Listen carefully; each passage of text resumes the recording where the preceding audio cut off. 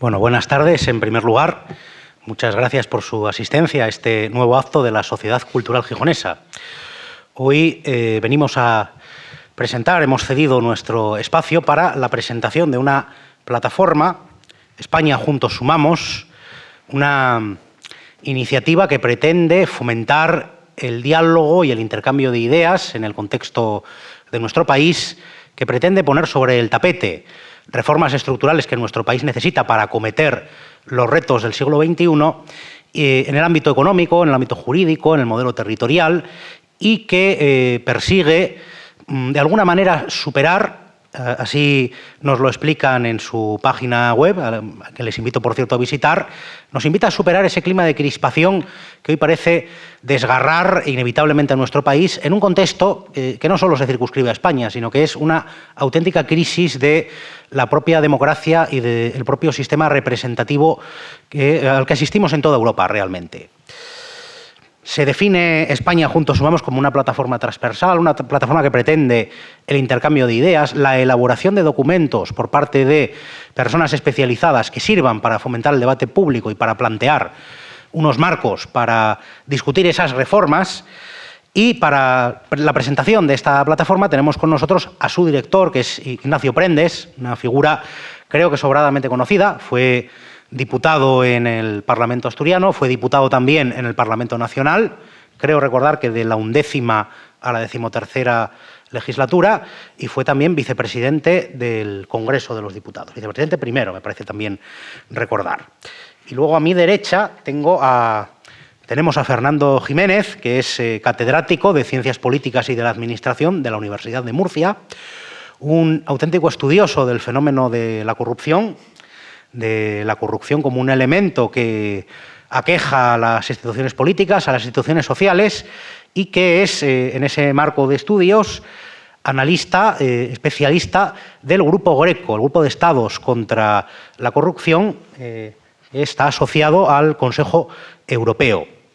Algunas consideraciones me gustaría hacer antes de pasar a darles la palabra, y es que, en primer lugar, debo decir, como representante de la Sociedad Cultural Gijonesa, que para nosotros es grato contar hoy con ustedes, contar hoy con la presentación, con este acto de presentación de esta plataforma, porque entendemos, nosotros que somos una asociación con una trayectoria política que viene ya de la época de la lucha contra la dictadura, de la oposición activa al franquismo, que somos una sociedad cultural, pero que nos inscribimos en el ámbito del progresismo, entendido desde una manera abierta, desde una manera donde el debate político nosotros entendemos que tiene una dimensión de compromiso, pero tiene también una dimensión necesariamente de diálogo entre diferentes, porque el diálogo tiene sentido precisamente en la medida en que es un intercambio entre gente que piensa distinto, pero eso sí, cuidado, como nos advertía Jürgen Habermas, el diálogo implica inteligibilidad, implica hablar un idioma compartido e implica también que haya unos fundamentos compartidos.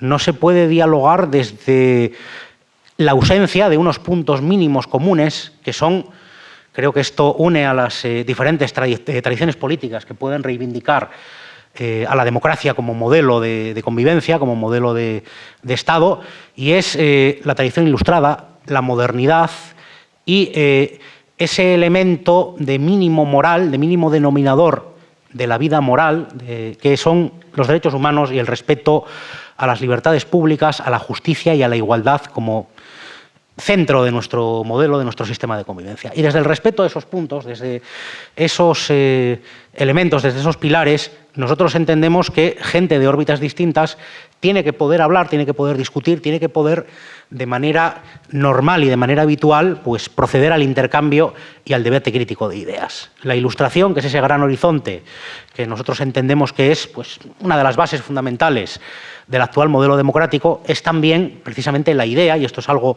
muy importante en la historia de nuestra entidad, de la Sociedad Cultural Gijonesa, y creo que lo compartiremos también con esta plataforma, la idea del saber como un elemento de emancipación, la idea de la divulgación de los saberes científicos y humanísticos como un elemento central para articular el debate público, y la idea, en definitiva, de la cultura como algo colaborativo, como algo abierto y como algo que tiene que presentarse, pues no como un elemento para estar encerrado en las paredes de las instituciones y de las academias, sino como algo que tiene que verterse al ámbito público y que tiene que ser el sustrato en torno al cual pues, se guíe el activismo ciudadano y los propios debates en la esfera pública.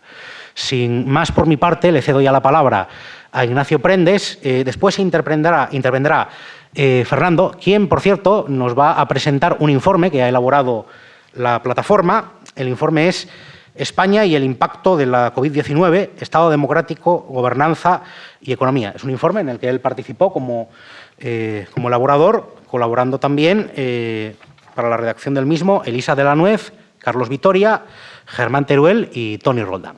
Bueno, pues sin más, le cedo ya la palabra a Ignacio Prendes. Muy bien. Muchas gracias, Ovidio, por la amable presentación.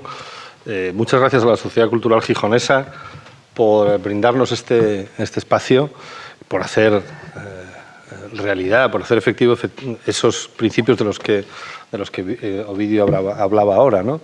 Esa creación de espacios comunes, abiertos al diálogo, esa herencia de la ilustración gijonesa que hoy hemos recorrido no solo mental, sino físicamente, en este paseo que nos hemos dado hasta aquí.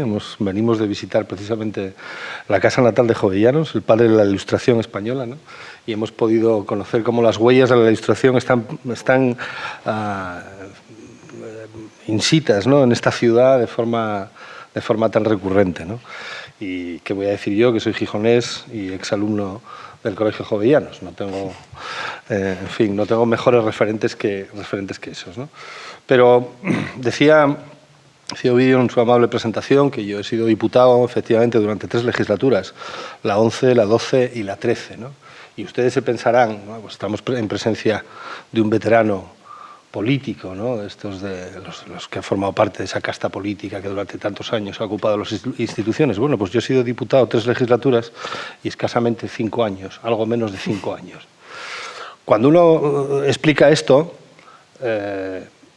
párense ustedes a pensar lo que eso supone, creo que ahí está un poco la semilla de muchas de las cosas que nos están pasando, ¿no? Y en buena parte de ahí nace la reflexión que da origen a este proyecto que es España Juntos Sumamos, ¿no? España Juntos Sumamos es un proyecto singular que nace en el marco de una fundación, la Fundación Joan Boscà, que es una fundación que nace en Cataluña, que en el año 2017 ya crea un proyecto que se llama Juntos Sumamos, muy preocupados por lo que en aquel momento se estaba produciendo en el seno de la sociedad catalana. Estábamos asistiendo, y todos ustedes recordarán, al punto culminante de aquel proceso, el llamado proceso, el proceso por el cual se trataba de desgajar Cataluña del conjunto del país, por el cual se acometía un proceso de destrucción prácticamente de nuestro modelo constitucional en el ámbito de Cataluña. Y en ese proceso, en esa situación, una serie de ciudadanos catalanes que venían del mundo de la empresa, del mundo de la academia, del mundo intelectual, preocupados por la situación y sobre todo preocupados por una circunstancia, y es que aquel proceso, digamos, de ruptura, de fractura que se estaba produciendo entre las élites políticas de Cataluña, que venía alargándose y gestándose de muchos años atrás, estaba calando hacia la sociedad, y eso era lo preocupante, porque cuando esos procesos, digamos que se calan en el conjunto de la sociedad, volver de esa situación es mucho más difícil que cuando son procesos exclusivamente afrontados por las élites, sean políticas, económicas o de otro tipo. Y ante aquella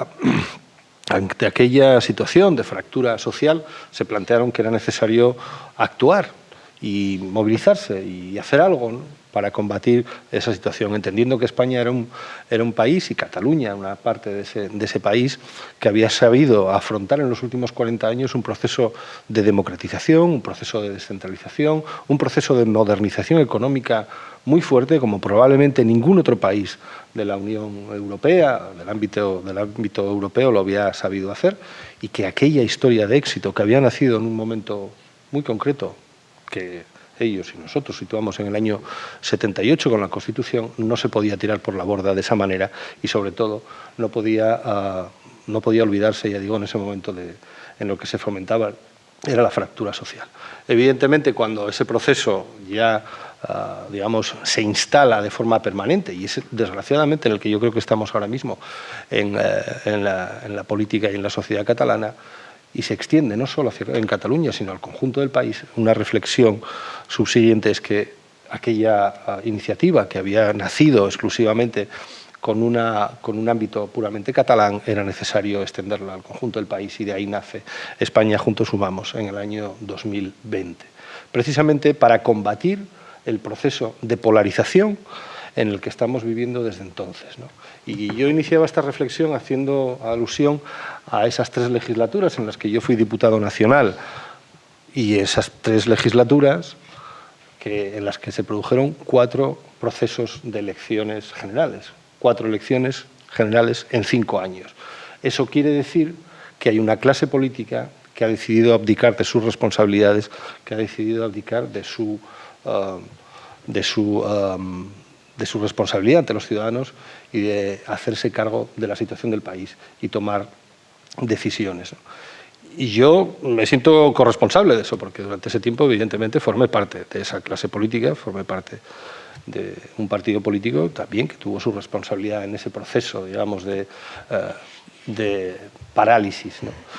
Y necesitábamos impulsarlo, necesitábamos salir de ese bucle, no sé si melancólico o no, pero necesitábamos salir de ese bucle, y cuando los partidos políticos, cuando la clase política se borra de sus responsabilidades, abdica de esa responsabilidad de la gobernanza del país, de hacerse cargo de la situación del país y de sus ciudadanos, es la sociedad civil la que tiene que empujar.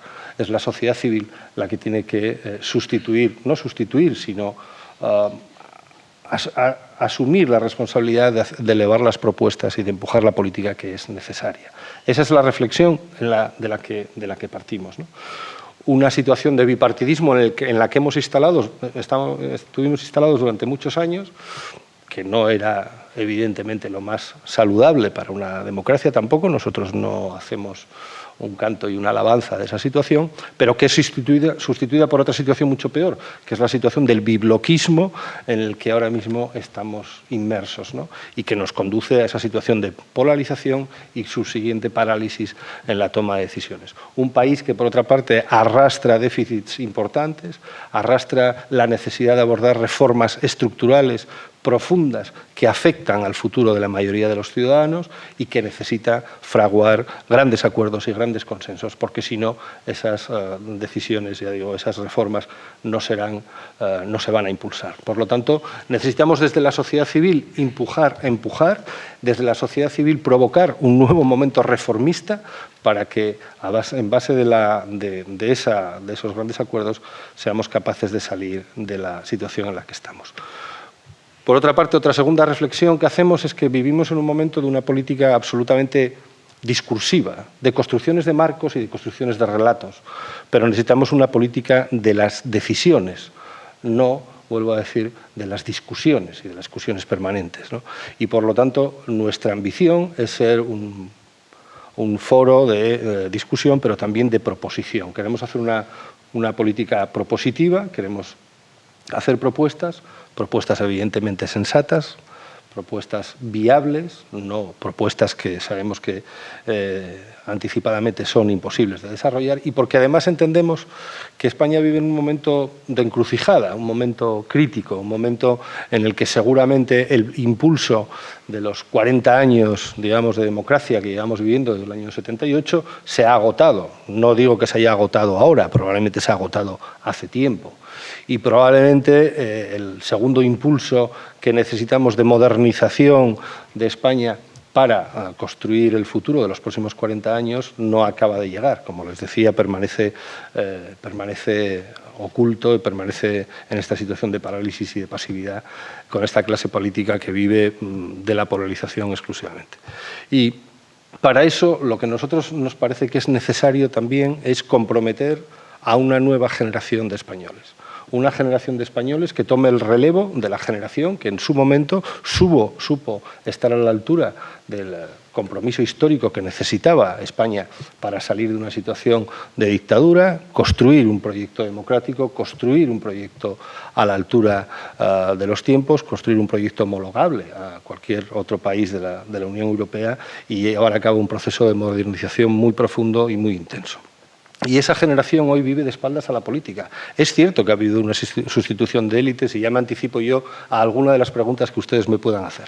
Es cierto que ha habido un proceso de aparente rejuvenecimiento en la élite política. Cuando ustedes contemplan ahora el Congreso de los Diputados, verán que en las dos últimas legislaturas se ha sustituido a más del 65% de la Cámara, ¿no? O sea, hay nuevos diputados que han entrado. Pero esto se ha producido con una generación que precisamente no es, digamos, el mejor producto de la sociedad española. Lo digo sin ambaje de ningún tipo y sin que yo me considere en absoluto mejor de nadie. Probablemente yo formo parte de esto segundo de lo que estoy hablando, ¿no? Pero quiero decir que, desgraciadamente, hay una parte de la sociedad española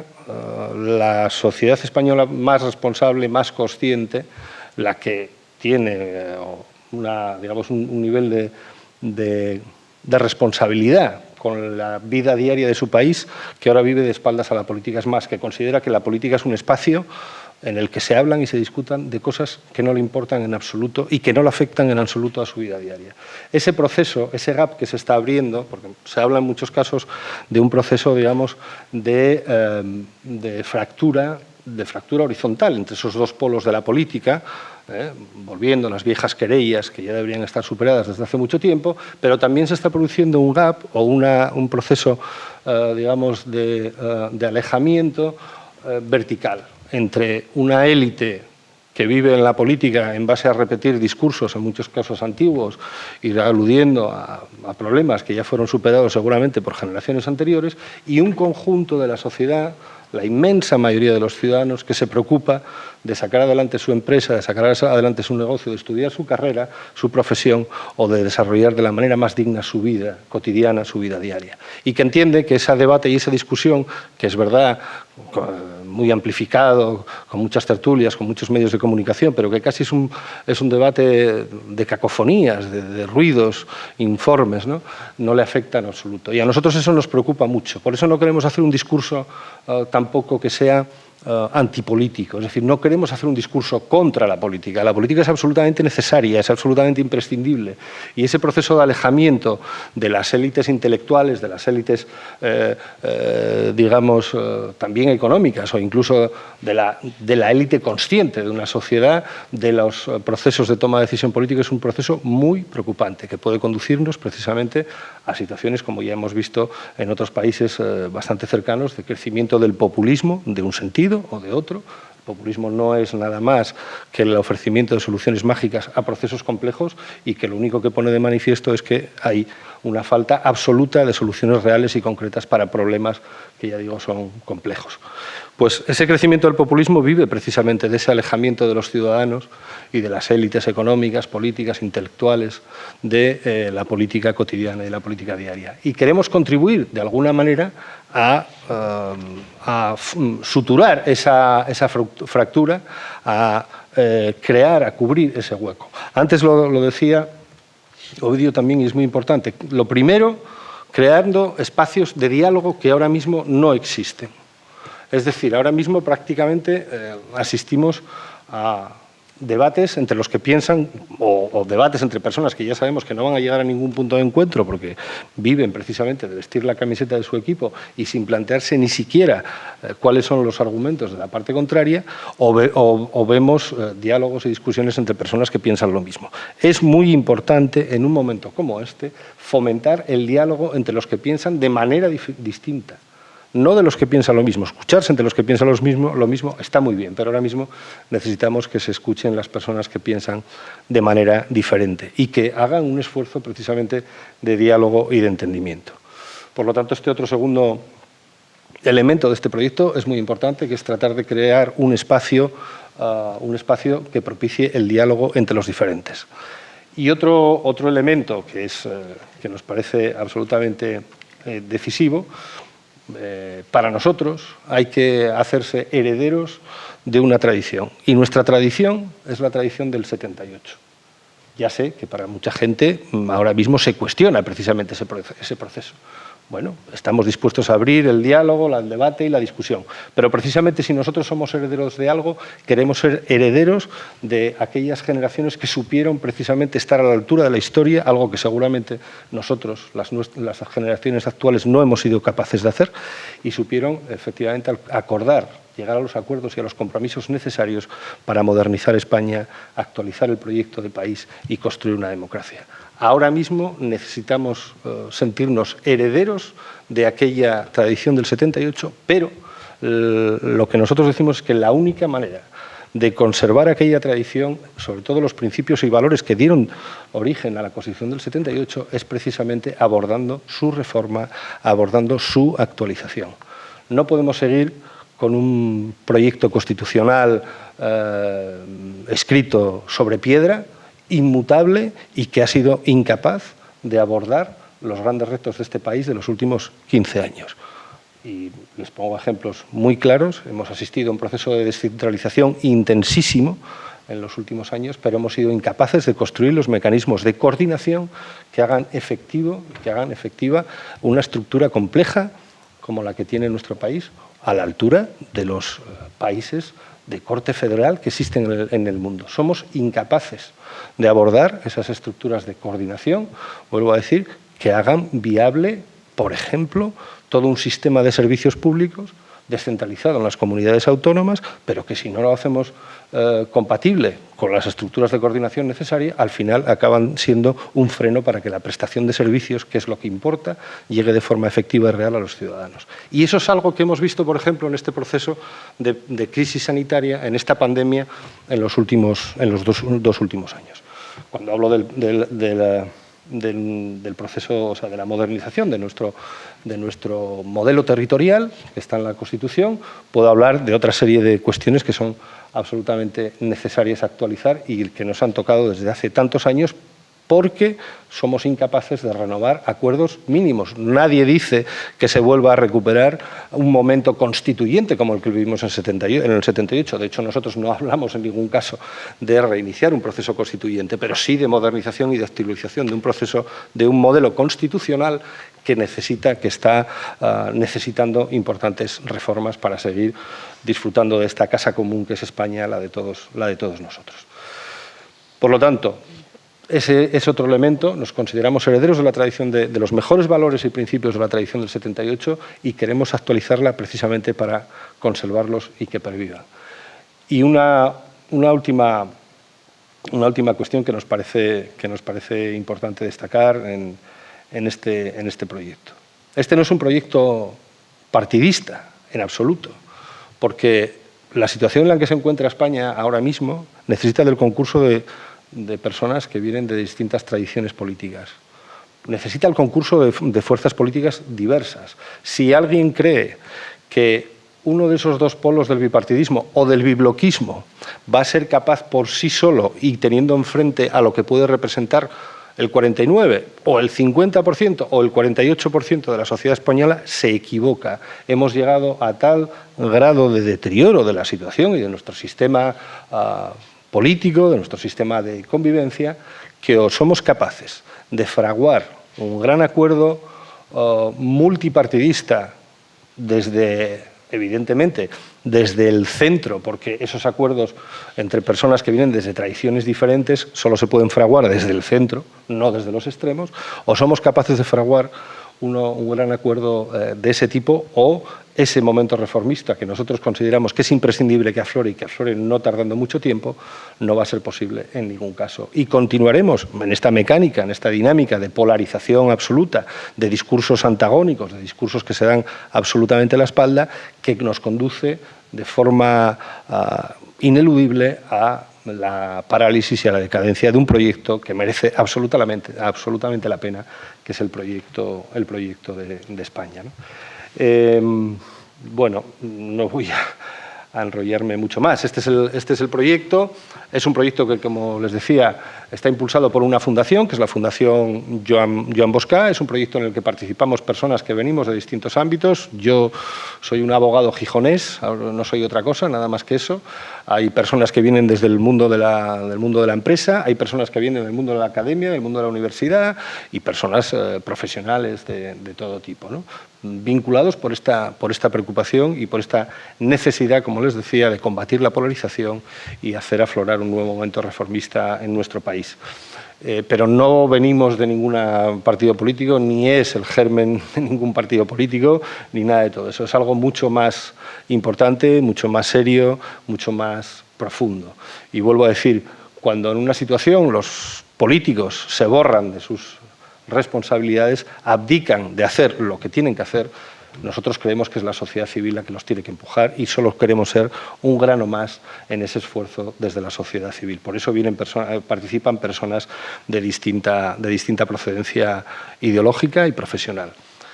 Hablando concretamente de lo que estamos haciendo ya, de proyectos que estamos y que ya hemos puesto en marcha. Este proyecto se presentó el 15 de junio en el Congreso de los Diputados.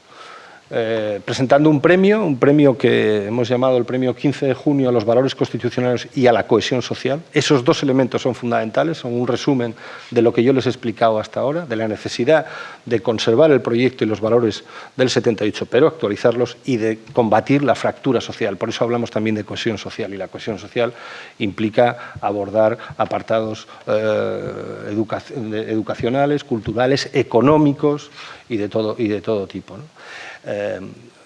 Ese premio se presentó el día 15 de junio en el Congreso. Nos parecía que el marco ideal era el Congreso de los Diputados y antes de que ustedes se lo pregunten, se lo digo yo. ¿Por qué se llama 15 de junio? Pues se llama 15 de junio porque nosotros apelamos a una fecha que nos parece emblemática de la transición española y que desgraciadamente está muy poco recordada. Y esa fecha es la fecha del 15 de junio del 77. Que para los que no lo sepan, y aquí el público es mayoritariamente joven y por lo tanto no lo recordarán, el 15 de junio de 1977 se celebraron en España por primera vez, después de 40 años, unas elecciones democráticas. Es decir, los españoles nos reencontramos ante las urnas, nos reencontramos construyendo democracia. Y yo, en fin, tengo recuerdos de aquel momento. Ya tengo canas, ya peino canas y tengo algún recuerdo de aquella fecha. Y recuerdo aquella fecha como una fecha gozosa. Recuerdo aquella fecha como una fecha de celebración. Y les quiero decir una cosa, fue por semana, no fue un día festivo. No se celebró en domingo aquellas elecciones. Y, sin embargo, había un ambiente festivo, a pesar de que los españoles acudieron a sus centros de trabajo y tenían solo 4 horas para ir a votar. Y si ustedes recorren la hemeroteca y ven las fotos de aquella jornada, les sorprenderá una cuestión, y es que verán a los españoles de la época vestidos con sus mejores galas, haciendo cola para acudir a las urnas. Verán a las mujeres vestidas con su vestido de domingo y el bolso de ir a misa. Y los ciudadanos españoles, obreros, operarios, administrativos, seguramente de traje y corbata, haciendo cola disciplinadamente ante las urnas para depositar su voto y construir democracia por primera vez en 40 años, sin tradición democrática ninguna, quiero recordar. Y algunos que también tengan un cierto recuerdo recordarán que prácticamente 3 meses antes o 2 meses y medio antes, el Partido Comunista de España estaba ilegalizado. Se había legalizado en la Semana Santa anterior. Lo digo porque cuando nosotros estábamos presentando este proyecto, mucha gente nos decía, claro, pero este momento es un momento el que estamos pasando ahora mismo, ¿no? La España de 2021. Es un momento de incertidumbre, de crisis, de que los jóvenes no saben qué les va a pasar, no saben en qué van a trabajar al día siguiente, no saben cuál será su futuro, no saben cómo van a aprovechar sus estudios. Y yo siempre les recuerdo lo mismo. ¿Saben? ¿Y ustedes qué creen que pensaban los españoles de 1977? Que salían de una dictadura que les había cegado cualquier posibilidad de participación política y por lo tanto no sabían ni qué era una urna, la iban a conocer la mayoría de ellos aquel día. Y la mayoría de las personas más conscientes políticamente salían de duros años de clandestinidad incluso de la ilegalidad, solo 3 meses antes. Por lo tanto, si alguien habla de incertidumbre, la incertidumbre máxima y absoluta era la que afrontaba la sociedad española el 15 de junio de 1977. Y además, un segundo elemento importante y que está en el frontispicio de nuestro título, de nuestro nombre, que es Juntos. Si aquel proceso del 15 de junio del 77 tuvo una virtualidad y tuvo una razón de éxito, es que participaron todos juntos, desde los que se habían estado matando hacía poco tiempo, desde los que habían sido partícipes de un régimen dictatorial, a los que estaban en la cárcel 2 meses antes. Y allí participaron desde las fuerzas políticas que venían de la clandestinidad, como el Partido Comunista, o fuerzas incluso, digamos, de más a la izquierda, y los herederos del régimen, la Falange Española. Participaron todos. Vuelvo a decir, cuando 3 meses antes ni siquiera se sabía qué modelo de elecciones iba a haber, si iban a ser elecciones abiertas, si iban a ser elecciones donde todos pudiesen participar. Todos juntos, ante la democracia, ante las urnas y con la convalidación de un pueblo español que debutaba en democracia y que lo hizo estupendamente. Nosotros queremos apelar a aquel espíritu, al espíritu del 15 de junio de 1977, donde ante la incertidumbre, ante la duda, ante la zozobra, ante la crisis, se apostó por la democracia, y por una democracia abierta, una democracia plural, una democracia en la que tuviesen cabida todos. Y por eso nos parecía que esa fecha, que nosotros creemos que es el germen de la transición, seguramente, y había muchas voces que en aquel momento, y recurran otra vez a la hemeroteca, apostaban por otros procesos diferentes, y apostaban por procesos de elecciones más cerrados, donde se excluyesen algunas fuerzas que seguramente les parecía que no merecían participar en ese nuevo régimen que se iba a construir, bueno, pues aquellas voces fueron apartadas, aquellas voces no tuvieron éxito. Y lo que se construyó fue, vuelvo a decir, una democracia absolutamente inclusiva, con participación de todo el mundo, y que además fue capaz de una ley de amnistía que luego permitió que literalmente, y esto son palabras de seguramente la intervención, para mí, de las más decisivas que hubo durante el proceso de transición, y que yo he reiterado más de una vez en la tribuna del Congreso de los Diputados con bastante orgullo. Nosotros que nos estuvimos matando, ¿cómo no nos íbamos a perdonar y estar a la altura de lo que nos pedían los españoles en este momento? Y son palabras de Marcelino Camacho en el debate sobre la ley de amnistía en el año 77. Pues bien, creo que conviene recordar precisamente en este momento, y donde hay personas que apuestan por otro tipo de construcción, de una España fracturada, de una España desintegrada, de una España absolutamente desigual. Hay partidos políticos que libremente llevan eso en su programa electoral y que ahora tienen bastante peso en las decisiones políticas que se están tomando. Frente a eso, creo que hay que recordar, vuelvo a decir, los valores y principios de aquella España del 15 de junio del 77. Por lo tanto, una de las primeras cosas que hemos hecho ha sido presentarnos con ese premio, con ese galardón en el Congreso de los Diputados, cuya primera edición celebramos el pasado 15 de junio y que se lo entregamos a una persona, en fin, que ustedes no conocerán, Jaime Carvajal, una persona que precisamente, si algo personificaba en su trayectoria, era precisamente esos valores. Segundo, digamos, componente, ¿no?, de este proyecto, es algo que llamamos El Puente, y que les invito a que lo escuchen. Es un podcast, ahora que los podcasts son muy asequibles y para todo el mundo, ¿no? Entre tanto ruido que se escucha, pues el podcast te permite una escucha serena sobre algo que te interesa, y eso permite identificar frente a tanto ruido pues cosas que realmente te interesan, ¿no? Bueno, pues tenemos un podcast que se llama El Puente, que ustedes pueden escuchar a través de las principales plataformas, a través de Spotify, iVoox, Apple, y también a través de nuestra página web, donde precisamente tratamos de poner en contacto a personas, como les decía, que no piensan lo mismo,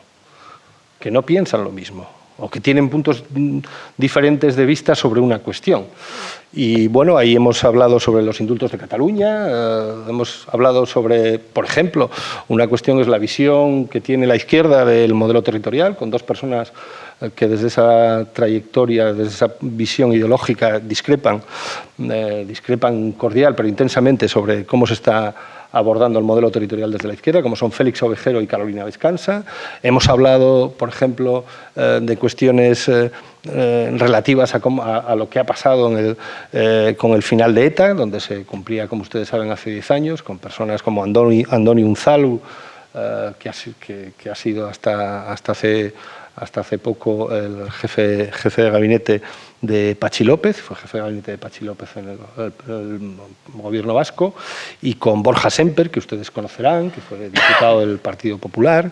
También hemos hablado de cosas que nos preocupan mucho, de procesos que se están viviendo en nuestra sociedad actualmente, y hemos hablado, por ejemplo, con una persona muy interesante, con vecino nuestro, Juanjo Jambrina, psicólogo, y hemos hablado sobre todo lo que afecta a los problemas de salud mental, a los problemas, digamos, de cómo ha afectado la crisis y cómo ha afectado, en fin, estos procesos de cambio que está habiendo en nuestra sociedad, la estabilidad mental y emocional de los ciudadanos. En fin, es un podcast que, como les decía, trata de, como su propio nombre indica, el puente, trata de construir puentes allí donde otros quieren levantar fronteras. Otro elemento de estas acciones concretas, ¿no? No solo pensar España, sino hacer España, que forma parte de nuestra propuesta, es lo que llamamos papeles de la reforma. Como les decía, para nosotros es importante hacer una apuesta propositiva, hacer propuestas viables, propuestas racionales, sensatas, y acercarlas allí donde se toman las decisiones, es decir, quién son los decisores públicos, que son los políticos, los cargos públicos, ¿no? Y ahí es donde, y ya voy a ir finalizando y le voy a dejar la palabra a Fernando Jiménez, ahí es donde nace, por ejemplo, este primer documento de esta serie que haremos más, estamos preparando otro ahora cara al 6 de diciembre, papeles de la reforma, queremos llamarlo, donde elaboraremos documentos que contendrán propuestas, ya digo, dirigidas a los ciudadanos y dirigidas a la clase política. Y entre ellos nos parecía que teníamos que arrancar con una foto de la España pospandemia. Teníamos que ponerle el espejo delante de la situación, delante de España, para ver qué foto, qué imagen teníamos reflejada, ¿no?, de la situación de España después de estos 2 años de dura crisis sanitaria, también de dura crisis económica, en este proceso intensísimo de cambio que estamos viviendo. Y hemos puesto ese espejo ayudados por unas organizaciones y entidades que trabajan en distintos ámbitos, que lo hacen también desde la sociedad civil y que lo hacen de forma muy rigurosa y muy intensa. Y esas 3 entidades, yo creo que antes Ovidio las ha citado, pero yo quiero volver a citarlas, son ESADE ECPOL, un think tank de economía política que dirige el economista Toni Roldán, es la Fundación Hay Derecho, cuya secretaria general es Elisa de la Nuez, que es abogada del Estado, y la Cátedra de Buen Gobierno de la Universidad de Murcia, que dirige Fernando Jiménez, que está especializada y tiene un trabajo interesantísimo sobre todo lo que hace referencia a la gobernanza, al gobierno abierto, al combate contra la corrupción, a las mejoras democráticas. Con esas 3 entidades les hemos pedido que nos hiciesen la foto, esa foto de España, precisamente para abordar la foto de la España pospandemia, analizando tres ámbitos que nos parecen esenciales, que es la salud de nuestro Estado de Derecho, cómo sale nuestro Estado de Derecho de toda esta situación, y después de la sentencia del Tribunal Constitucional de esta semana, ¿qué les voy a decir? La gobernanza, es decir, que hemos descubierto de nuestro modelo de gobernanza, después de estos 2 años en el que los procesos de toma de decisiones han sido en muchos casos tan caóticos y tan críticos, ¿no? Y también nuestra economía, ¿no? ¿Qué situación estamos ante una situación de cambio económico? Y ahí está el documento, yo les invito a que lo consulten, está en nuestra página web, espanajuntosumamos.com, donde lo pueden consultar, también con un resumen ejecutivo, ¿no? Y aunque Fernando lo va a abordar de forma seguramente más intensa, yo solo quiero decirles que hay 2 conclusiones que nos parecen básicas, 3, por no acabar demasiado pesimistamente. Hay 3 conclusiones. La primera de ellas es que, a diferencia de lo que ha pasado en el resto de países de nuestro entorno, en países de la Unión Europea, donde en esta situación de crisis se han alcanzado grandes acuerdos, porque había que tomar decisiones muy difíciles, muy complicadas, y eso tenía que hacerse con una solidez de base, con una solidez de política muy importante. En España hemos hecho todo lo contrario. Hemos intensificado aún más los procesos de fractura, los procesos de división y los procesos de polarización. O sea, hemos hecho lo contrario de lo que han hecho nuestros socios, nuestros vecinos europeos. Hay otros países, pero quizá en otros entornos, donde se ha jugado a esto de la fractura y la polarización, pero desde luego en nuestro entorno el que lo ha hecho de forma más intensa es España. Segunda cuestión, tenemos un país complejo y difícil de gestionar. ¿Lo hemos querido construir así? Y no pasa nada, perfecto. Tenemos un país complejo, con estructuras de toma de decisiones muy complejas, con distintos niveles administrativos, con competencias concurrentes de muchas administraciones sobre decisiones que inciden de forma muy intensa sobre la vida de los ciudadanos, mucho más en una situación como esta. Y, sin embargo, no tenemos las estructuras de coordinación territorial y de coordinación sectorial para hacer eficaz la prestación de servicios a los ciudadanos. Y eso se ha visto en muchas cuestiones. Para mí hay una fundamental, que es la gestión de las residencias de la tercera edad. El 40% de los fallecidos en la primera ola de la pandemia vivía en residencias de la tercera edad. Lo hemos hecho muy mal, y lo hemos hecho muy mal precisamente con aquellos que merecían nuestra mayor apoyo y nuestra mayor ayuda. Y eso demuestra que nos faltan todas las estructuras de coordinación de servicios públicos, todas las estructuras de coordinación territorial que no tenemos, ni muchos parece que quieran construir. Y la tercera cuestión, y por eso quiero acabar en alto y con un cierto optimismo, sin embargo, tenemos una ciudadanía que se ha comportado, sinceramente, creo que tenemos que ponernos una medalla a los ciudadanos a pie, nos hemos comportado con un altísimo grado de responsabilidad y no era nada fácil. Y en otros países han pasado cosas que aquí no han sucedido.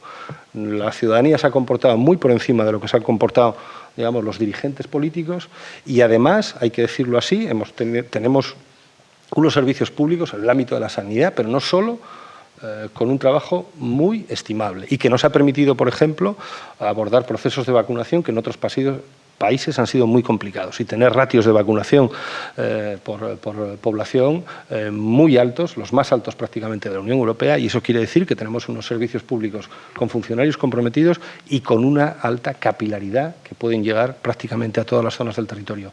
Y eso es un valor que tenemos que cuidar y que tenemos que estimar, porque también es un buen punto de partida. Esos dos puntos de apoyo, la responsabilidad ciudadana y unos servicios públicos estimables, creo que hay que destacarlos. Por eso esta foto no queríamos hablar solo de debilidades, no queríamos hablar solo de problemas, también queríamos hablar de fortalezas, y esas fortalezas las tiene nuestro país y merece también la pena destacarlas. No me enrollo más, yo tengo tendencia al enrollo y los pocos que hay aquí que me conocen lo saben, y ya creo que con esto ha sido suficiente, y ya le cedo la palabra a Fernando Jiménez, que les hablará de forma mucho más concreta de este documento que venimos a presentar hoy. Muchas gracias.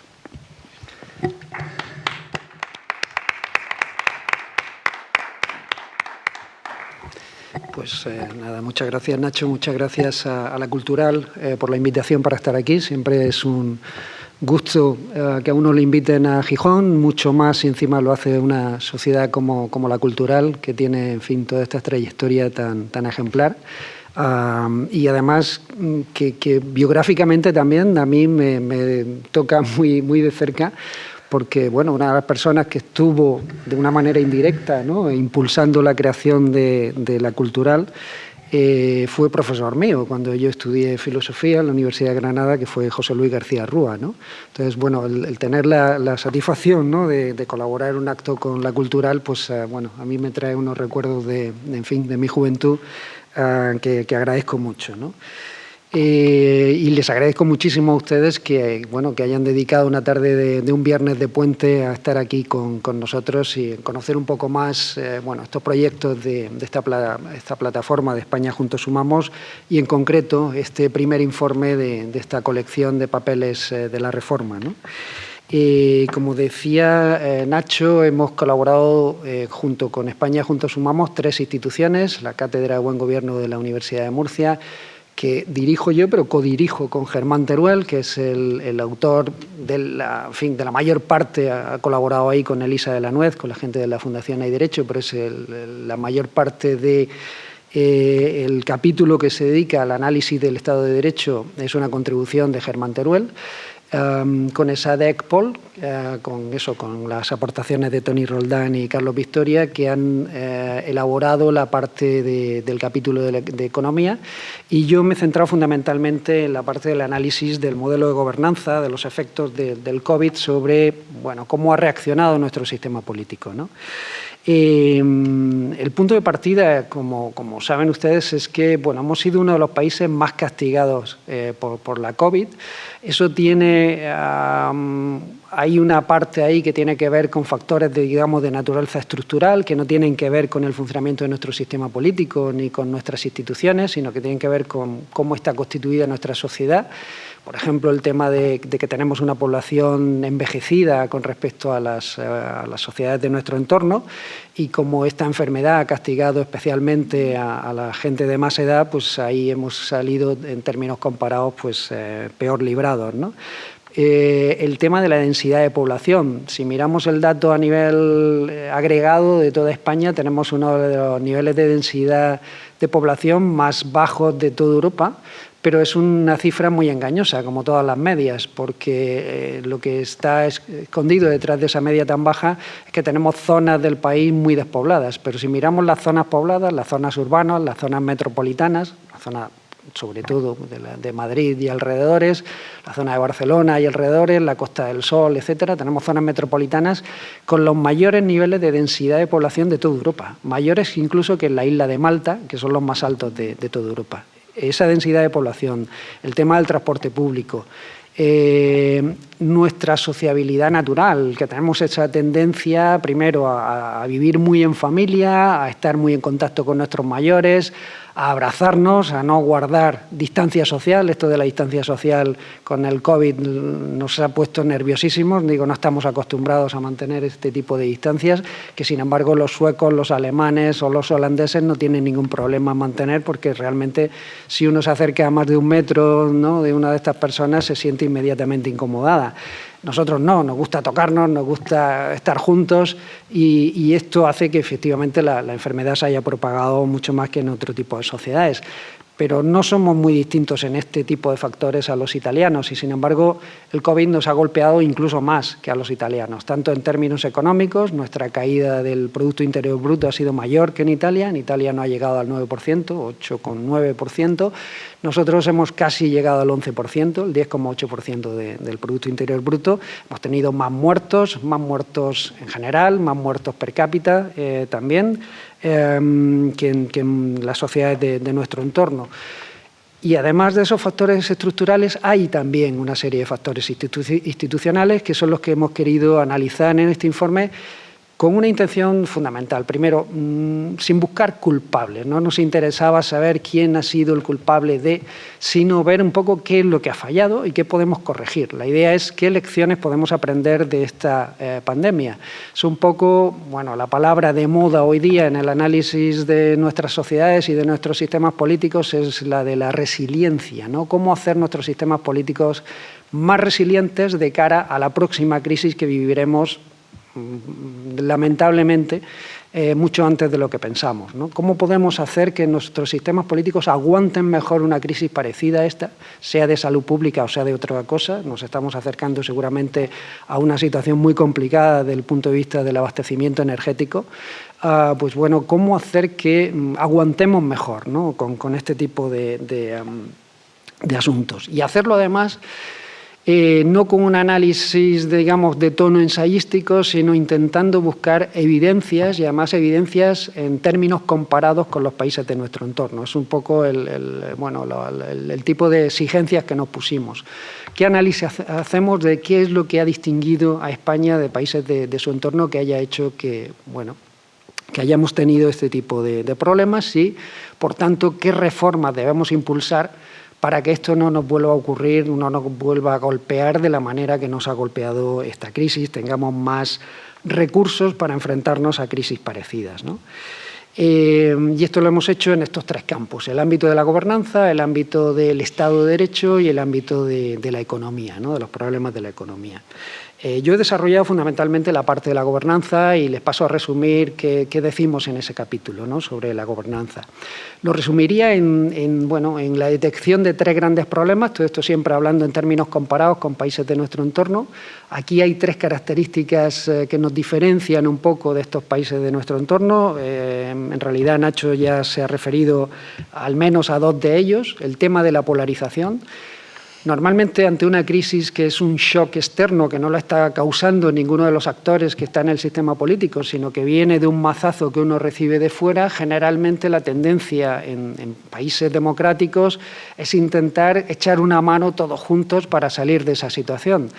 Bueno, aquí nos hemos tirado los muertos a la cabeza. Ha sido muy difícil construir consensos y aquí ha colaborado todo el mundo. Ya digo que no se trataba de buscar culpables, pero aquí han colaborado de un lado y de otro, ¿no? Y eso refleja el clima de polarización, que no es algo nuevo, que nos hemos inventado ahora, que viene de unos años atrás y que nos tiene paralizados como país. Hace tiempo que las reformas que debemos impulsar están ahí, están claras, venimos hablando de algunas de ellas desde hace mucho tiempo y sin embargo estamos paralizados como país. Hemos llegado a un punto de eso, de una sociedad que yo tengo esa sensación, ¿no? Hablaba Nacho del recuerdo del 77. El recuerdo del 77 era una España que salía del franquismo, sin embargo era una España llena de aliento, llena de espíritu, llena de hacer cosas, de cambiar la sociedad. Y estamos en una España que se nos ha envejecido, una España agotada, una España sin ideas, sin capacidad de articular soluciones comunes a los problemas que compartimos. Eso en gran medida se debe a esos fenómenos de polarización que son un efecto, en mi opinión, absolutamente artificial de una forma de hacer política, que refleja lo que ha ocurrido con nuestras organizaciones de partido, con la deriva que han llevado nuestras organizaciones de partido. Esto se ha analizado desde muchos puntos de vista por muchos autores a lo largo de estos años, pero, por ejemplo, el invento de las primarias seguramente ha sido uno de los peores inventos que se nos ha ocurrido hacer con los partidos, porque ha llevado a un cesarismo y a una falta de debate y de vida interna en los partidos en general, a una selección bastante adversa de los líderes políticos y a que tengamos lo que mucha gente valora como probablemente la peor clase política que hemos tenido en estos 40 años de régimen democrático. Esa polarización viene de estrategias deliberadas que los asesores de comunicación, pero porque los líderes políticos quieren hacer caso a este tipo de estrategias, aconsejan para tratar de fijar tu electorado e intentar que se fijen unas trincheras difíciles de cruzar para evitar que tu electorado se incline por otro tipo de opciones, ¿no? La polarización busca eso, busca construir una caricatura de tus opciones alternativas para que no se les ocurra a tus electores inclinarse por ellas, al mismo tiempo de que intentas disciplinar todo lo posible tu voto. Pero esto que funciona bien, y por eso los asesores optan por este tipo de estrategias, funciona muy bien en el corto plazo. Efectivamente moviliza el voto propio y desmoviliza el contrario en gran medida y hace sobre todo eso, que tus electores no se vayan a otras opciones, pero deja un pozo realmente preocupante en el medio y en el largo plazo, que finalmente nos tiene paralizados como sociedad, nos tiene incapaces de tomar decisiones, incapaces de impulsar las reformas que hacen falta. Y esto va agravando cada vez más nuestros problemas y la COVID nos enseña esto. La mayor parte de los problemas que hemos tenido con la COVID no han sido generados por la COVID, ya estaban ahí. La COVID lo único que ha hecho ha sido agravar buena parte de este tipo de tendencias, ¿no? Bueno, esa polarización refleja también muy bien uno de los problemas a los que me referiré después, pero que tiene que ver con la politización de nuestras administraciones públicas, el papel de los técnicos en las administraciones. Estábamos enfrentándonos a una pandemia. Esto es un asunto técnico, esto no es un asunto ideológico ni de política, es un asunto que tiene que ver con cómo podemos proteger la salud lo mejor posible, es una cuestión de médicos. Y sin embargo, en gran medida, en ese debate de los técnicos se han estado inmiscuyendo permanentemente consideraciones de tipo político con P minúscula, de tipo de cálculos electorales de lo que le beneficia o le perjudica al gobierno para el que yo trabajo. Bueno, esos niveles de politización a los que ha llegado nuestra administración pública son enormemente preocupantes y hace que nuestra reacción sea tardía en muchos casos. Lo vimos, lo que tardamos en empezar a armarnos para luchar contra la epidemia cuando ya estaba en Italia. En finales de enero se declaran los estados de emergencia en Italia y nosotros todavía no reaccionamos ni nos abastecemos de los recursos que hacen falta para luchar contra la pandemia hasta que declaramos el estado de alarma el 14 de marzo. Hasta pasado el 14 de marzo no hicimos realmente acopio de los materiales que necesitábamos, etcétera. Bueno, toda esa parálisis, toda esa falta de reacción refleja en gran medida estos niveles de polarización y de politización de las administraciones. Un segundo gran problema al que se refería Nacho también, los problemas de coordinación. Coordinación interterritorial y coordinación intersectorial, interdepartamental, dentro de los departamentos del mismo nivel territorial de gobierno. Hemos tenido problemas enormes entre los departamentos de sanidad y los departamentos de políticas sociales y esto explica el desastre de nuestras residencias de ancianos, a la que se refería también Nacho. Y los problemas de coordinación interterritorial, como hemos visto, eso, en las distintas fases de la lucha contra la pandemia, ¿no? Al final, la idea es, tenemos un Estado autonómico que ha hecho cosas muy interesantes, que ha mejorado en gran medida el país, ¿no? Y ha descentralizado muchas decisiones y mucha capacidad para mejorar los entornos no solo del centro, ¿no? Sino de los distintos territorios. Pero tenemos un problema de disfuncionalidad fundamentalmente desde el punto de vista de la coordinación de las políticas públicas. Tenemos competencias descentralizadas, pero las políticas implica que al final tenemos una serie de administraciones, cada una de las cuales tiene un cierto nivel de responsabilidad en muchas de las políticas públicas y es muy difícil articular ese trabajo conjunto de las distintas administraciones públicas porque no tenemos bien diseñados los mecanismos de coordinación, ni bien engrasados estos mecanismos de coordinación. A esto se refería hace un montón de años ya el Consejo de Estado en un informe del año 2006 que hablaba de las posibilidades de una reforma constitucional y ahí una de las cosas a las que se refería el Consejo de Estado era precisamente a la necesidad de fortalecer estos mecanismos de coordinación en el Estado autonómico. Fundamentalmente, la apuesta que hacía el Consejo de Estado era tenemos que cambiar el reparto de competencias en el sentido de que hoy día la Constitución tiene una cláusula de que las competencias residuales, las que no estén reflejadas en los estatutos de autonomía, quedan como competencias del Gobierno central. Realmente hay que ir al modelo federal, que es las competencias del Estado central tienen que ser muy pocas, tienen que estar muy tasadas, pero tienen que garantizar que se coordinan todas las políticas. Ese es el aspecto central que tiene que jugar el Estado central. Las competencias residuales deben quedar siempre en manos de la administración más cercana al ciudadano, lo cual incluye también darle más cancha a los gobiernos locales que lo que han tenido en estos 40 años, ¿no? Esa es una parte. La otra parte es cómo tienen que contribuir las comunidades autónomas a la elaboración de las políticas federales, de las políticas del Estado central. Tampoco tenemos esa pata bien construida en nuestro Estado autonómico. Hace falta mejorar la participación de las comunidades autónomas en las políticas del centro, ¿no? Y el último gran problema que hemos detectado en el modelo de gobernanza tiene que ver con nuestra gestión administrativa. Ahí es verdad que ha habido luces, ha habido aspectos muy positivos, se refería Nacho a eso, al esfuerzo de muchos funcionarios, muchos empleados públicos, los sanitarios, lo hemos visto, la entrega de los sanitarios, pero no solo ellos, los cuerpos de seguridad, los militares, los docentes, muchos gestores administrativos, que gente con el tema, por ejemplo, de la gestión de los ERTEs, han echado un montón de horas más allá de sus jornadas laborales porque eran conscientes de la situación tan problemática en la que quedaban tantas familias. Ha habido una entrega realmente enorme de estas personas. El éxito de la vacunación, al que se refería también Nacho, es un ejemplo de esto, una evidencia. Somos un país líder a nivel internacional en cuanto a la capacidad que hemos tenido para vacunar a la población, y eso es un mérito que desde luego hay que tener muy en cuenta, pero al mismo tiempo hemos mostrado muchas sombras en esa gestión administrativa.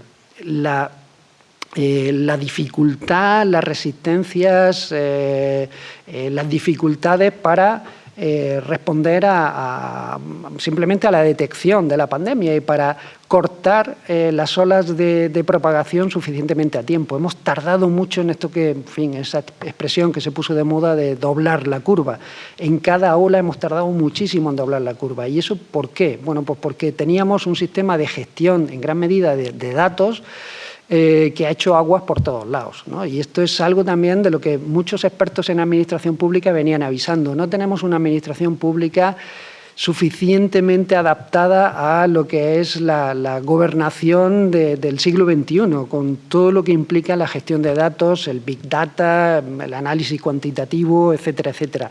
Nos faltan competencias, nos faltan formación de nuestros funcionarios, nos faltan perfiles profesionales adecuados en nuestra función pública y no hemos hecho mucho por adaptarnos a este tipo de necesidades, ¿no? El tema de la propia gestión de los ERTES o del ingreso mínimo vital que aprobamos en junio del año 2020 y que es una gran idea, sobre todo además es una política muy necesaria en el mundo disruptivo en el que ya estamos y en fin, en el que vamos a seguir estando con todo el cambio tecnológico y todas las consecuencias que eso trae. Pero tenemos un nivel de ejecución, un nivel de implementación de esa política del ingreso mínimo vital muy poco desarrollado. Estamos lejos de acercar esa herramienta a la gente que realmente la necesita. Y luego no confiamos tampoco en las redes de administración pública que están más cerca de detectar qué tipo de ciudadanos son los que necesitan este tipo de ayudas públicas, que serían los gobiernos locales. Hay que darle mucha más cancha a los gobiernos locales, hay que tener sistemas mucho más ágiles, mucho más flexibles a la hora de poner en marcha todo este tipo de políticas de amortiguación en fin, de las crisis y bueno, de las en fin, de todas las dificultades por las que pasamos y por las que vamos a pasar. De nuevo, el tema de los ERTE. Ha habido mucha gente a la que su salario público del ERTE no le ha llegado hasta estar 4, 5, 6 meses sin trabajo, aguantando gracias al colchón que aquí pues, nos da siempre nuestras familias. Pero esto no tendría por qué ser así. Necesitamos, por tanto, una administración pública mucho más ágil. El tema del rastreo, ¿no?, de los contactos ha sido realmente también uno de los grandes agujeros, ¿no?, de esta etapa. O el tema de la gestión de los fondos europeos. Ahora tenemos una oportunidad enorme con los fondos Next Generation y el resto de ayudas europeas que ya están llegando, pero nuestra trayectoria, nuestra experiencia con la gestión de los fondos europeos es muy preocupante. En el anterior periodo presupuestario de la Unión Europea, el que acabó en el año 2020, desde el año 2013 al año 2020, solo fuimos capaces de ejecutar el 43% de los fondos europeos que recibimos. No llegamos ni al 50%. Somos el peor país de la Unión Europea en la capacidad de ejecución de los fondos europeos. Esto es un antecedente muy preocupante para realmente aprovechar los fondos que nos van a llegar ahora para impulsar la salida de la crisis, la recuperación y una recuperación en condiciones de transformación de nuestro modelo productivo, de la descarbonización de nuestra sociedad y de compensar todas las disrupciones que van a llevar adelante, que van a producir todo este tipo de cambios. Es decir, echar una mano a quien más lo va a necesitar, a la gente que va a salir perdiendo de hacer todo este tipo de cambios. Pues necesitamos eso, una administración pública que ejecute, que sea capaz de ejecutar con mucha más capacidad los fondos que estén disponibles. Bueno, por tanto, la idea es, a partir de este diagnóstico, pues hacemos una serie de reformas que tienen que ver básicamente con la importancia de la construcción de los grandes consensos y añadiría en esta parte el tema de combatir la desinformación. Es decir, necesitamos una esfera pública, una esfera de debate sobre los asuntos públicos que esté menos ideologizada, menos manipulada que la que habitualmente tenemos. Hemos tenido en estas semanas, llevamos asistiendo al debate sobre la reforma laboral, que incluye incluso posiciones distintas dentro del propio gobierno de coalición, y no sabemos muy bien realmente cuáles son las posiciones que defiende cada uno. Simplemente parece que es un pulso entre Nadia Calviño y Yolanda Díaz. Pues ¿esto qué tipo de análisis de las cuestiones de fondo que hay detrás, ¿no? Es decir, los niveles de manipulación de nuestra esfera pública son altísimos.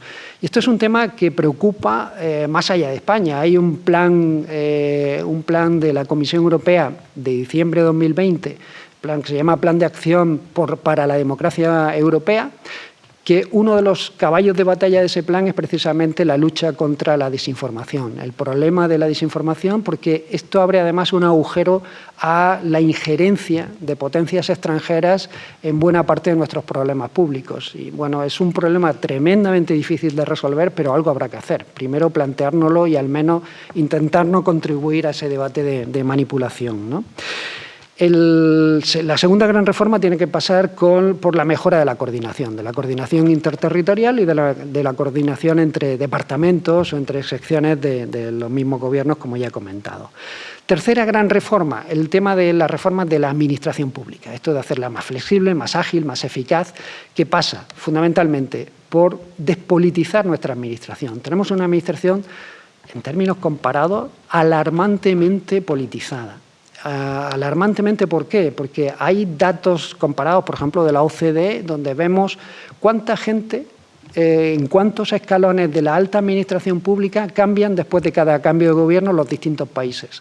Bueno, pues tenemos los países que mejor funcionan, los que mejor, por ejemplo, han gestionado la pandemia, que apenas si cambian, tienen una continuidad enorme en sus políticas públicas porque su alta dirección en la administración es muy profesional y además tiene una trayectoria de mucho tiempo, están mucho tiempo en sus tareas de responsabilidad. Eso le da mucha continuidad a las políticas públicas y le da mucha más eficacia. Nosotros cambiamos después de cada cambio de gobierno, pues por ejemplo, en la Administración General del Estado estamos hablando de en torno a unos 700 puestos, los que son la alta administración pública, en los 4 principales escalones, pues cambiamos de esos 700 a casi 500. Países de nuestro entorno cambian los ministros, como mucho el siguiente escalón, los gabinetes de los ministros y los secretarios de Estado. Y ya está, se acaba ahí los cambios de gobierno. En muchos países no cambian ni los gabinetes ni los secretarios de Estado, solo cambian los ministros. Bueno, ese aprendizaje que no está en nuestro debate público es necesario que lo hagamos. Eso implica también la construcción de una dirección pública profesional que no tenemos, que está ahí sobre el papel en el Estatuto Básico del Empleado Público de 2007, pero que no se ha desarrollado. Solo alguna comunidad autónoma ha desarrollado algún texto normativo que tampoco ha tenido aplicación en la práctica. Bueno, eso es un debate absolutamente necesario para mejorar la calidad de gobierno y para mejorar nuestra capacidad, la capacidad precisamente, pues eso, de cuando ponemos en marcha algún tipo de medida, el ingreso mínimo vital, los ERTES o lo que sea, hacer una labor mucho más eficaz. O la gestión de los fondos europeos, por ejemplo, ¿no? Reformas de tipo gerencialista, es decir, romper un poco con lo que es la inercia burocrática de funcionamiento de nuestras administraciones. El tema de la innovación, incentivar la innovación en el funcionamiento de la administración pública. Ahora mismo es todo lo contrario, desincentivamos sistemáticamente la innovación de los funcionarios públicos. E introducir mucha más polivalencia y flexibilidad y acabar con la departamentalización que estaba muy bien en el siglo XIX, pero que ya no encaja con las necesidades de una administración pública del siglo XXI. Modernizar nuestros sistemas de reclutamiento y de formación de los nuevos funcionarios. De nuevo, esto es un aspecto también que llevamos abandonado y que hace mucha falta actualizar, que incluya, por ejemplo, un apartado tan importante como la gestión de datos, donde estamos también a años luz de los países de nuestro entorno. O, por último, el tema de la planificación y la anticipación. De nuevo, la pandemia ha demostrado nuestra incapacidad para anticiparnos a crisis antes de que, en fin, nos estallen por completo delante de nuestra cara, ¿no? Bueno, tenemos que mejorar los niveles de planificación y anticipación y, de nuevo, en términos comparados con países de nuestro entorno, vemos que los países de nuestro entorno sí que tienen unidades de planificación, unidades que se anticipan a los problemas, que están diseñando escenarios de futuro de posibles opciones que se puedan presentar antes de que se presenten y, por tanto, tienen desarrollados protocolos de acción antes de que se desarrollen. La última reforma que proponemos en esa parte sería una estrategia mucho más proactiva, bueno, una estrategia que no existe de momento, pero además que sea una estrategia proactiva fundamentalmente de fomento de la integridad de nuestros gobernantes y de nuestros funcionarios públicos. Es decir, una estrategia de control de la corrupción y además de incentivar y fomentar las actitudes éticas en el funcionamiento de nuestras instituciones públicas. Ese sería el primer capítulo y ya de manera mucho más rápida resumo los otros dos. El segundo capítulo se dedica al Estado de Derecho. ¿Qué nos hemos encontrado ahí? Lo que van a ver en el informe es primero, se parte de una idea que ya estaba ahí antes de que estallara la pandemia y es que quienes habían estudiado cómo era el marco jurídico para enfrentarnos a situaciones de excepción, ya avisaban de que teníamos un marco jurídico obsoleto para enfrentarnos a crisis como la que hemos vivido durante la pandemia. Esto ya estaba avisado antes, la pandemia lo ha manifestado de manera absoluta. Van a encontrar una cronología de las 6 etapas, de los 6 marcos jurídicos distintos que han caracterizado las 6 etapas con las que nos hemos enfrentado a la crisis, antes del estado de alarma del 14 de marzo, el estado de alarma del 14 de marzo junto con sus prórrogas, la nueva normalidad que siguió, el estado de alarma posterior, ¿vale? Así hasta 6 etapas, analizando cuáles han sido los problemas de esas normas excepcionales en cada una de esas etapas. Eso nos lleva finalmente a un análisis de 7 grandes problemas. Hemos tenido un problema de grave inseguridad jurídica. ¿Hasta dónde se extendían los poderes extraordinarios de las autoridades sanitarias? ¿Hasta dónde podían coartar nuestros derechos fundamentales? Pues ha habido una inseguridad jurídica realmente preocupante en torno a eso, que nos ha llevado al segundo problema, que ha sido el de la judicialización de la gestión sanitaria. Hemos tenido que recurrir a los TSJs y al Tribunal Supremo para que decida si lo que decía cualquier gobierno sobre la movilidad de los ciudadanos o cualquier otro aspecto del control de la pandemia podía ser asumido o no podía ser asumido. Esto, bueno, le daba, además de quitar agilidad, pues le daba también una responsabilidad a jueces y magistrados que no son, expertos en temas de salud pública, que parece pues no tener demasiado sentido y que tampoco era algo que ocurría en países de nuestro entorno. Tercer problema, la dispersión normativa. Ha habido tantas autoridades delegadas con competencias sobre la gestión de la sanidad que al final se nos han multiplicado las normativas con las que nos hemos enfrentado y además con un nivel de incongruencia muy grande entre unos territorios y otros. Quinto problema, una problemática extensión de las prórrogas de los estados de alarma. ¿Realmente se podía hacer así? Bueno, ya hemos visto 2 sentencias del Tribunal Constitucional, la última de antes de ayer, si no recuerdo mal, tumbando estos estados de alarma, no con un sentido de culpar al gobierno, sino de avisar hacia el futuro de que necesitamos reforzar realmente nuestra normativa para los estados de excepción. Un sexto problema, un enorme déficit de transparencia.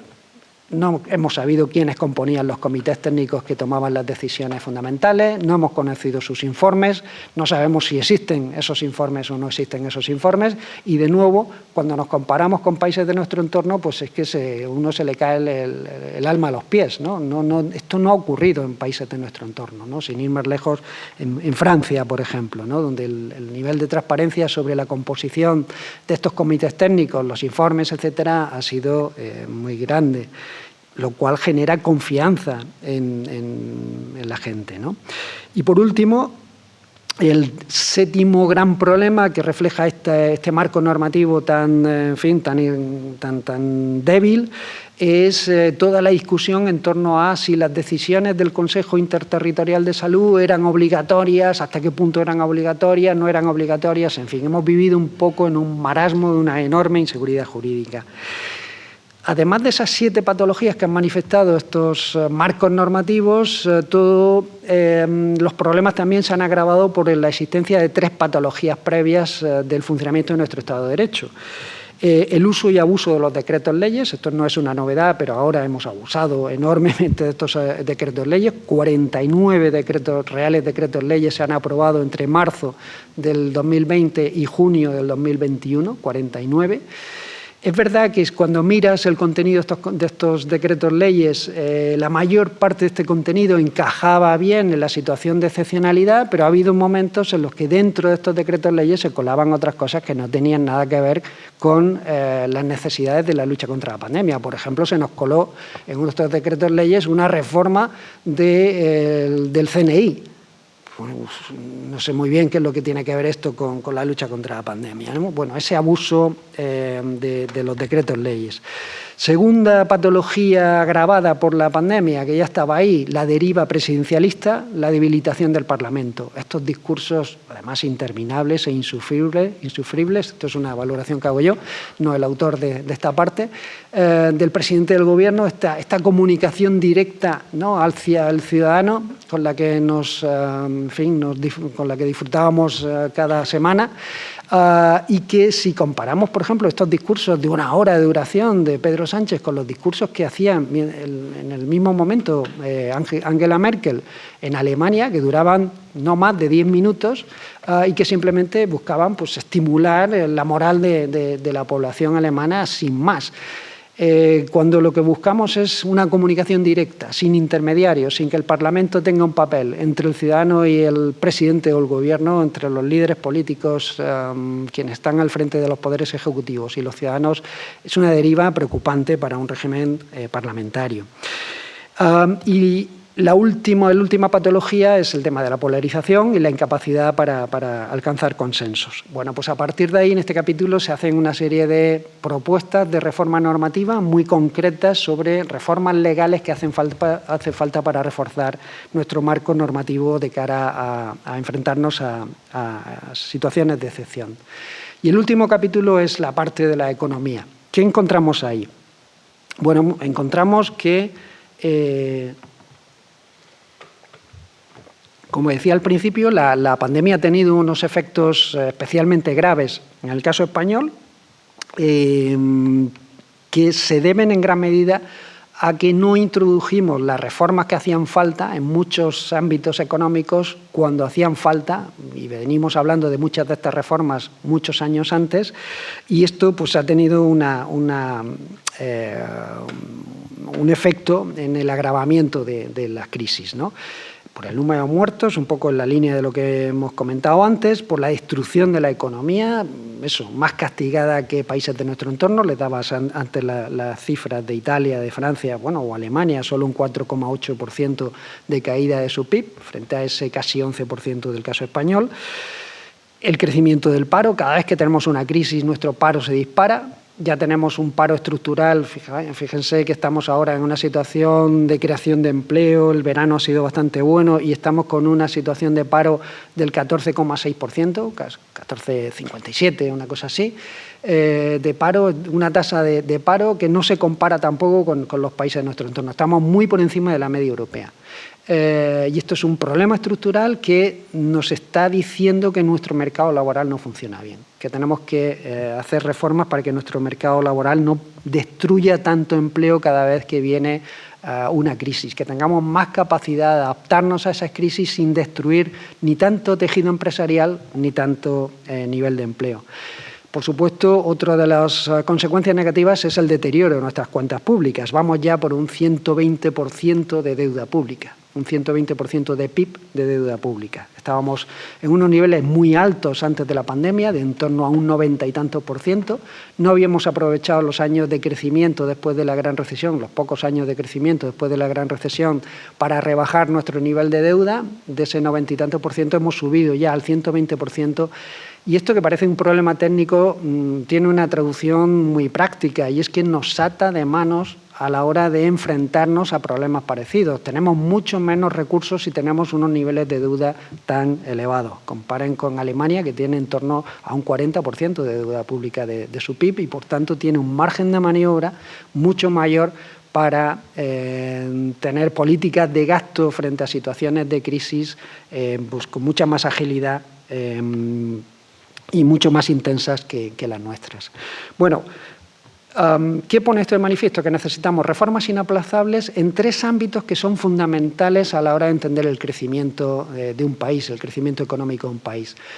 Nuestro empleo, nuestro mercado laboral. Tenemos unas tasas de paro tremendamente superiores a la media europea, con unos problemas de dualidad. Tenemos 2 tipos de trabajadores, uno ultraprotegido y el otro enormemente desprotegido en nuestro mercado de trabajo, con unas tasas de temporalidad altísimas en niveles comparados con países de nuestro entorno. De nuevo, el 25% de nuestros trabajadores tienen contratos temporales, y no porque ellos quieran trabajar a tiempo parcial o con contratos temporales, sino porque no les queda otra. Si quieren trabajar es lo único que encuentran. Eso además no golpea por igual a todos los sectores, sino que esto tiene un efecto especialmente en algunos sectores más que en otros, fundamentalmente jóvenes y mujeres. Y por tanto, algo habrá que hacer en ese entorno. Un mercado laboral también con una escasa flexibilidad interna en el mundo de la empresa. Las empresas no tienen capacidad, cuando les vienen mal dadas, para ajustar su producción, su nivel salarial. Directamente lo que hacen es destruir empleo. Una conexión muy débil entre los salarios y la productividad, o unas políticas activas de empleo que no nos funcionan y que hace falta urgentemente hacer que funcionen para que habrán leído todos estos días muchas noticias que nos dicen eso, que hay muchos empresarios que están buscando trabajadores en determinados ámbitos y que no encuentran, teniendo un 14% de desempleo. Segundo ámbito, la educación. Este es un aspecto central. Tenemos que formar nuestro capital humano si realmente queremos generar crecimiento. Y el tema de la educación es un aspecto absolutamente clave.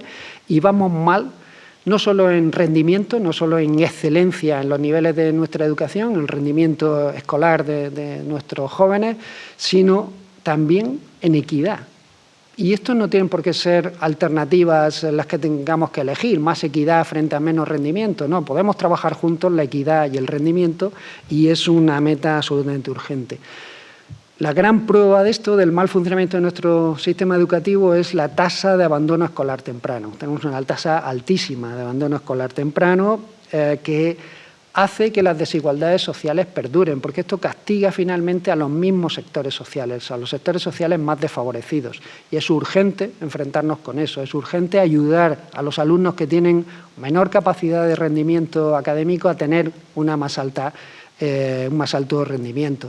Hay un programa que hace SADE Expol, Tony Roldán y demás, que lo llaman mentores. Han hecho un pequeño ensayo de laboratorio con en torno a unos millares de jóvenes, en los que han trabajado con una especie de tutorías académicas de los jóvenes que tenían un mal rendimiento escolar.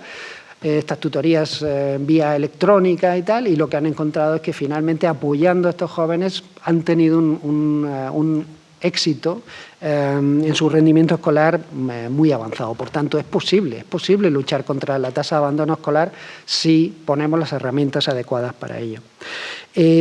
Bueno, la baja autonomía de los centros, los bajos niveles de inversión, etcétera.